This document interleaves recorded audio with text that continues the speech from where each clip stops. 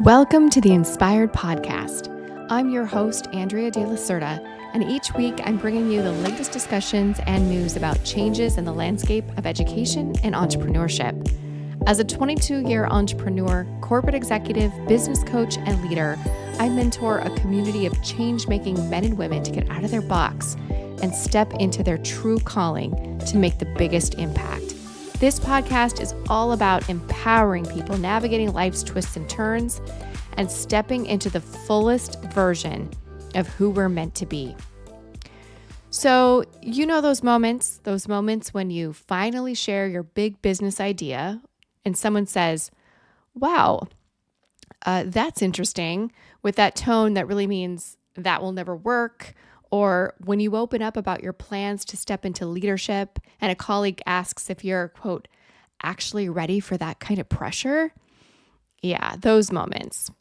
The ones that send a chill down your spine or plant a little seed of self-doubt in your chest. Or depending on how you choose to respond to them, the ones that might light a fire under you. A la Elle Woods buying a MacBook in a bunny costume, dead set on proving everyone wrong. Let me tell you about one of my moments. Not too long ago, I was at a networking event talking about plans to expand a new aspect of my business. A guy who, by the way, works in a very different industry than I do, decides to launch into a full breakdown of all the reasons he believes my expansion strategy is flawed. He rattles off comments about the economy, the climate, the market saturation, without once asking me any real questions, offering thoughtful feedback, or connecting me to anyone helpful. It was very clear that he wasn't there to learn or understand, let alone collaborate. He was simply there to dismiss. And for a moment, I'll admit, just a split second, I felt that familiar knot in my stomach, that thinking that maybe he's right. Maybe I'm reaching too far. Or maybe I should play it safe. Does any of this sound familiar? I've learned in business and in life, there are few resources as precious as your own energy. The way your body, your brain, and your spirit show up for yourself and others will directly shape your success. And like a lot of women, it took me a long time to realize that my mindset, my self-protection, and my boundaries were just as important as my business plan. It doesn't really matter what that big dream of yours is. You might be ready to start a business, or maybe you're gunning for a big promotion. Maybe you're in desperate need of a fresh start, or planning a cross-country move to finally build a life in your favorite city. No matter your big dream, your vision matters way too much to let someone else's limitations become your reality. So today we're talking about how to navigate that negativity, how to handle the naysayers, filter out the energy vampires, and build a protective layer of confidence and clarity around your dreams. Because while the noise is always going to be there, your belief in yourself should always be louder. So let's get into it. Let's talk about why all this matters so much. When you allow negativity to infiltrate your world, you're not just dealing with some temporary bad vibes. You're compromising your most valuable resources, like your mental clarity, emotional resilience, and even your physical health. So let's talk about the mental impact. Consistent exposure to negativity, whether it's passive-aggressive remarks about your goals or skeptical comments about your business model, it actually alters how your brain functions. Stanford research shows that negative interactions trigger your body's stress response, flooding your system with cortisol. And that might sound like a small thing, but it's not. Cortisol shifts your brain from creative mode into survival mode, that fight or flight. And when you're trying to build something bold and new, you need access to your full creative power, your ability to problem solve, strategize, and innovate. That negativity does nothing but pull you away from that. For women especially, this is compounded by imposter syndrome. A KPMG study found that 75% of female executives experience imposter syndrome, and when that external negativity gets loud, it amplifies that inner voice questioning whether you really belong in the room. And now let's talk about the emotional cost. There's the emotional weight when you're constantly hearing things like, most people don't make it, or, my, that seems really ambitious. It becomes a burden you carry in addition to the actual work of building something meaningful. According to the Harvard Business Review, women tend to internalize negative feedback more than men. Where a man might shrug it off, women are more likely to reflect on it, absorb it, and let it shape their self-perception. This leads to what psychologists call emotional labor, the invisible effort of managing your emotions while still staying focused on your goals. It is draining. It requires so much of your energy, and unfortunately, it's a tax that's disproportionately placed on ambitious women. I remember when I was transitioning from corporate into entrepreneurship, someone said to me, "My, you're giving up a lot of security. I hope it's worth it." That comment stuck with me. It lingered in the background, especially during tough times in the beginning. It took real effort to keep that doubt from gaining traction. And then finally, the physical complications.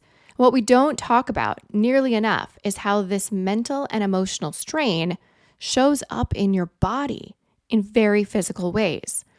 Recent studies found that women leaders experiencing regular negativity stressors reported a 78% higher risk of stroke, 13% reduction in the probability of conception each menstrual cycle. Wow. Up to 40% more likely to experience sleep disturbances or insomnia. And another study found that women who experienced these negative stressors in the previous 24 hours burned 104 fewer calories than non-stressed women. So this reduction could potentially lead to an 11-pound weight gain over a year. Your body is literally processing the stress of defending your dreams. And that's extra. That's on top of all the normal stress of pursuing them. A friend of mine, this manifested as chronic tension headaches. They just appeared like clockwork whenever she had to interact with particularly negative people in her network. Her body was sending her signals that these interactions were coming at a cost. And the truth is, you can't afford these costs.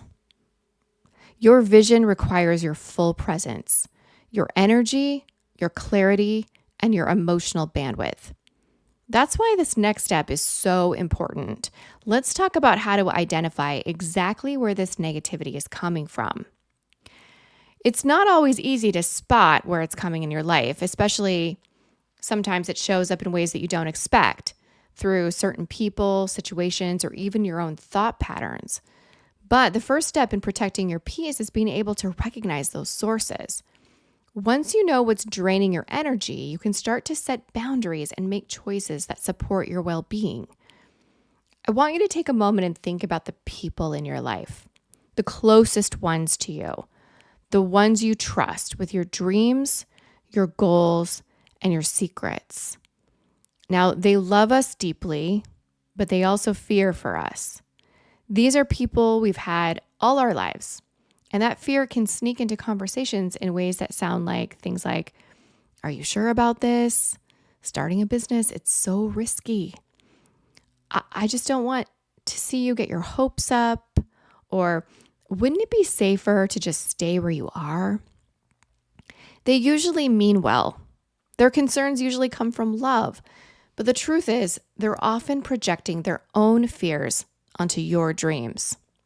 I've experienced this myself from friends, from family, and I know how heavy it can feel, especially from the people you're closest to. Pay attention to those well-meaning doubters in your life. Their words might come wrapped in concern, but pause and ask yourself, is this helping me move forward, or is it quietly keeping me small? There's another kind of negative influence that can be especially tricky to spot too, because it often shows up dressed as, quote, professional advice. It might sound like that market's already pretty saturated, or your idea is interesting, but have you thought about going in a totally different direction? Or I know someone who tried something like that and they lost everything. That is really dark. Here's what's really going on though. Your ambition is making someone else reflect on their own choices or the actions they did or maybe didn't take. Your courage puts a spotlight on their comfort zone. Your vision reminds them of the dreams they've put on the shelf. I see this all the time, especially with women in mid-career transitions. You decide to go for something bigger, bolder, more aligned, and all of a sudden, everyone has an opinion. So just remember, not all advice is really rooted in wisdom. Sometimes it's fear in disguise that reverberates as negativity. And now this next one is a tough one. The success skeptical partner. This can be the most difficult kind of negativity to face because it comes from the person closest to you. And it's rarely blatant discouragement. More often, it's really subtle. It looks like a lack of curiosity about how your work is going, gentle nudges toward household responsibilities right when you need to focus, or celebrating a big win and hearing from them, "Oh, that's nice," with no follow-up. The truth is, when your relationship with a partner was built before your ambitions really came into focus, there may be an adjustment period. And sometimes that adjustment shows up as resistance or discomfort. At first, they may have cheered you on, but as your goals grow legs and maybe even wings, that early support can shift. Discomfort starts creeping in. You might hear passive-aggressive comments about your priorities, and suddenly you're carrying an emotional load that makes chasing your dreams even heavier. It doesn't always mean the relationship is broken. It might just mean it's being invited to evolve. But navigating that tension takes real self-awareness, communication, and sometimes a whole lot of courage. But now I want to share some strategies for shielding your energy and maintaining your momentum, even when you're surrounded by negative influences. The first element of your protection plan is establishing clear boundaries around who gets input into your goals and how you receive feedback. This isn't about cutting people off. It's about controlling the flow of energy between you and others. Start by categorizing the people in your life. You have maybe true supporters. They energize your vision. They give you life. And neutral parties who neither fuel you nor drain you. And then those energy drains who consistently introduce doubt or negativity. For that third category, you really need information boundaries. This means being selective about what aspects of your business or your career you discuss with them. When you do encounter negativity, you have ready responses that acknowledge, but without engaging. So things like, "I really appreciate your concern, but I've researched this thoroughly." Or, "That's an interesting perspective. I'll keep focusing on my approach for now." Or, "I understand the risks and I'm comfortable with my decision." Practice these responses so they become automatic. It prevents negative comments from penetrating your mindset. And while you work to minimize the negativity, it's also important to develop the positive influences in your life. Research from the Harvard Business Review shows that women who build strong professional networks are 3 times more likely to achieve their business goals than those who try to go it alone. Approach building and maintaining those close relationships around you with that intentionality. The people you keep closest should believe in your vision, even when challenges arise. Because at the end of the day, they believe in you, and those challenges will arise. When they have feedback or insights, they should offer constructive feedback without diminishing your goals or without telling you you're not going to get there. And as you're putting in the work, they want to celebrate your wins right alongside of you. In fact, they might recognize your wins before you do. But let's face it, there's a special kind of energy that comes from having someone underestimate you. Like Sarah Blakely, who I love, the founder of Spanx, she's spoken at length about how being underestimated as a female founder became her secret weapon. People didn't even see her coming, which gave her the element of surprise in an industry that was already dominated by men. When you encounter someone who doubts your capabilities, it's important to learn how to channel that energy into focused action. The most powerful shift of all comes when you transform that negativity around you from a barrier into a catalyst. Now, not all negative feedback is created equal, though. Sometimes buried within criticism is a grain of useful information. So it's important to discern. The key is to ask, is there anything actionable here that could actually strengthen my approach? Next time you run into this type of situation, just try asking yourself, is this feedback about execution, which can be improved, or about the fundamental worthiness of my goal, which isn't up for debate? Does this perspective reveal a blind spot maybe I missed? Or would incorporating any element of this feedback actually strengthen my approach? With this, you'll learn to extract the useful while also discarding the limiting. And finally, there's one more persistent negative voice we all face. Sometimes it's the loudest, and that's our own. Research from Columbia Business School found that women entrepreneurs score higher on self-doubt assessments than their male counterparts, even when their businesses were performing equally well. This inner critic is especially loud for women entrepreneurs and leaders because we've internalized so many external messages about what we should and shouldn't attempt. Who am I to think I can succeed at this? Or maybe they're right about the risks. Or I should probably just stick to what I know. Your inner critic is really just an echo chamber for all the external negativity you've encountered.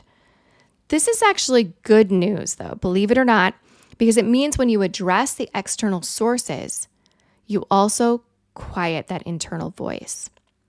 If you're struggling to manage that inner dialogue, I encourage you to sign up for my free Mindset Makeover program. This 8-week interactive experience is designed to help you identify pain points in both your personal and professional life to equip you with powerful exercises to build yourself up from the inside out. You can find the link in the episode show notes. And remember, the people who tell you it can't be done are usually speaking from their own limitations, not yours. Your vision exists for a reason. Trust it, protect it, and keep moving toward it one step at a time. Thanks so much for tuning in to our episode today. Please check out our show notes for all of the links and resources for this episode. And please join us on social to continue the conversation. We appreciate you, and we'll see you next week.